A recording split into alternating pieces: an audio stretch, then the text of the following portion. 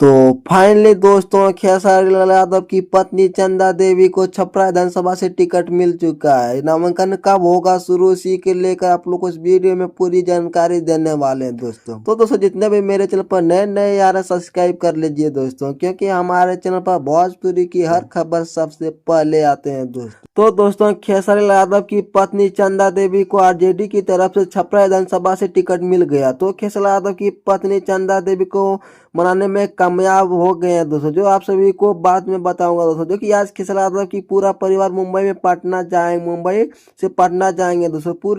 पूरा परिवार का मतलब खेसारी लाल यादव की पत्नी बेटी बेटा ये लोग जाएंगे आज पटना दोस्तों। जो कि खेसारी लाल यादव की पत्नी चंदा देवी को आरजेडी की तरफ से सिंबल दिया जाएगा और कल नामांकन दाखिल होगा, यानी 17 तारीख को नामांकन दाखिल किया जाएगा दोस्तों। नामांकन होने के बाद छपरा में धुंधार प्रचार किया जाएगा दोस्तों। तो दोस्तों एकदम धुंधार एंट्री होगा दोस्तों, जो कि प्रचार में खेसारी लाल यादव की दोस्तों, जो कि तो दोस्तों की पत्नी चंदा यादव को प्रचार करेंगे। आज ही खेसारी लाल यादव की पूरी टीम छपरा पहुंचेगी। कल से यानी 17 तारीख को पूरा धुंधार एकदम प्रचार किया जाएगा दोस्तों।